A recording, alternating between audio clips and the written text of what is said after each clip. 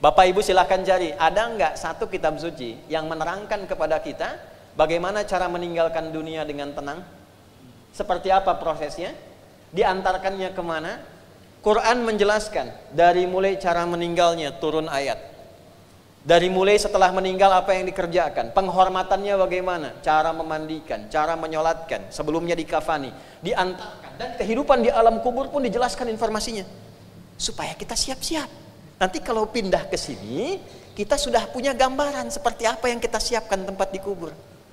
Seperti Anda mau pindah tugas ke tempat lain, Anda siapkan.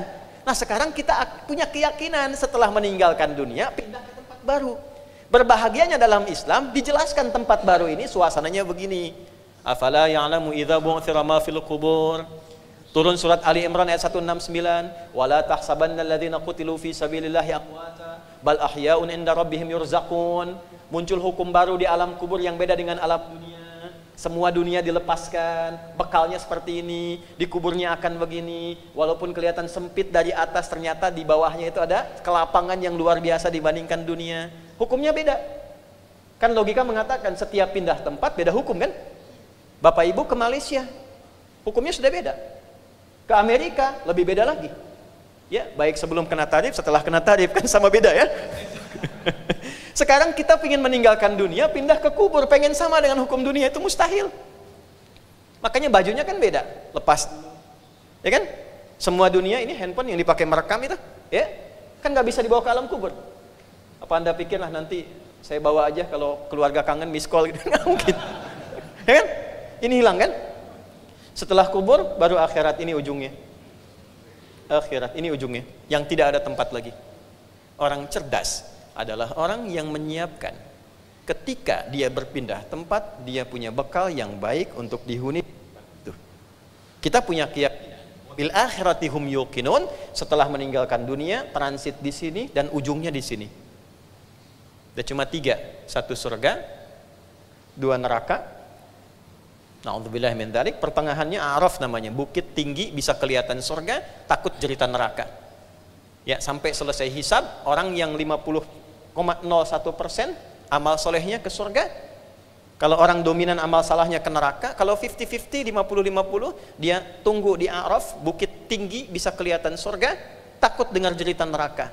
Ya, tak sampai hisab selesai. Begitu hisab selesai, baru rahmat Allah turun, dimasukkan ke dalam surga. 1 harinya 1000 tahun. Nunggu di sini. Maka turunlah Quran surah 7 Al-A'raf dengan namanya, dari ayat 47 sampai 49. Ya. Nah, sekarang poinnya adalah kembali ke logika awal, orang cerdas itu pasti dia punya proyek yang panjang. Kalau saya ke kubur nanti, gimana supaya saya nyaman? Kalau di akhirat, gimana supaya saya ke surga? Dan orang yang jenius di atas cerdas biasa, dia akan berpikir surganya pun saya cari tempat yang terbaik. Kan ada 8 tingkat Pak Ibu. Surga biasa, kelas ekonomi standar. Tapi standar surga tidak sama dengan standar dunia. Ya, biasanya nggak disebutkan apa keutamaannya, cuman surga aja. Mala ainun ra'at wala udhunun sami'at wala khatara ala qalbi bashar. Keindahannya belum sempat terungkap, tidak pernah terlihat sebelumnya, tidak sama dengan yang diceritakan, nyaris jauh dari lamunan kita. Itu yang paling standar. Baik ya? Ada orang Arab Baduy datang ke Nabi, di hadis Muslim, hadis ke-14. Ya, Ja'a Arabiyun, datang orang Arab Baduy ke Nabi berkonsultasi. Faqala, dia berkata, oh kama qala ya Rasulullah, dullani ala amalin yudkhilunil jannah. Ya Nabi, ajarkan saya amalan yang sederhana aja, singkat, padat, yang penting ke surga. Pintar ya Pak ya, Bu? Ya, modal sedikit keuntungan pengen banyak kan? Ya? Kata Nabi, cukup kerjakan yang pokok aja. Salatnya fardu, nggak usah salat sunnah selama hidup. Puasa Ramadan tidak perlu puasa sunnah selama hidup, kecuali engkau pengen nambah. Kalau pengen nambah yang sunnah, naik derajat. Kata orang ini, tidak ya Nabi, saya cukupkan saja dengan yang ini saja. Saya akan kerjakan yang fardu. Kata Nabi, syaratnya jaga diri dari maksiat. Siap ya Nabi?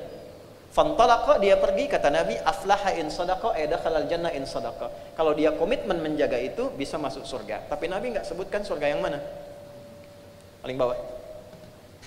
Tapi orang ini hebat Pak, dia pintar. Kenapa? Di Baduynya Arab, tinggalnya di padang pasir. Dia sudah berpikir, kalau saya tambah dengan yang sunnah itu nggak mudah. Mau tahajud angin datang, tenda terbang. Ya, mau puasa juga sulit mendapatkan barang makanan kecuali Ramadan dia siapkan. Tapi dia pintar. Dia bisa jaga maksiat, dia komit karena terbayang di padang pasir mau maksiat apa, Bu? Sinyal nggak ada. Mau update status nggak bisa. Ya, lihat yang aurat ya memang unta terbuka aurat. Jadi itu saja. Nah, sekarang kita ingin meniru itu kan mustahil. Maka di atas ini nanti ada Jannatun Naim, ada Darussalam, ada surga Aden tengah-tengah, tertingginya Firdaus. Ya. Saya tanya ibu dan bapak, kalau kira-kira diberi pilihan 8 tingkatan, tertingginya surga Firdaus, bapak ibu mau pilih yang mana? Mau sama kayak yang Arab tadi? Sederhana aja Ustaz, yang penting ke surga ya. Kalau tercapai, kalau gagal nyangkutnya di mana? Maka orang jenius akan berpikir kan, saya akan ngambil yang tertinggi sehingga effort-nya itu keluar. Ambil yang tertinggi, kalaupun nggak nyampe, nyangkutnya jelas.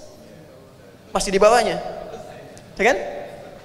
Tapi orang berpikir lagi, ada nggak yang di atas ini yang kira-kira bisa melihat Allah? Selama ini nggak pernah lihat, dikasih oksigen, hidup, rindu, nggak pernah natap. Karena ada ayat turun Quran surah 75 itu ayat 22 sampai 23. Wujuhu yawma idzin nadhirah. Ada wajah-wajah yang bersinar terang sekali. Ya, ila rabbiha nadhirah, bukan karena di surganya, tapi dia berhasil mewujudkan impiannya melihat Allah yang belum pernah ditatapnya. Bukan karena surganya. Maka orang-orang mulai berburu. Nah, di antara amalan-amalan apa yang kira-kira bisa memanggil saya untuk mendapatkan tempat terbaik ini? Ini semua pintunya pintu amal. Ada pintu sholat, pintu sedekah, pintu zakat dan sebagainya. Semua kita dipanggil oleh pintu-pintu ini ketika kembali. Tapi ada yang berpikir lebih. Saya nggak peduli di mana bagian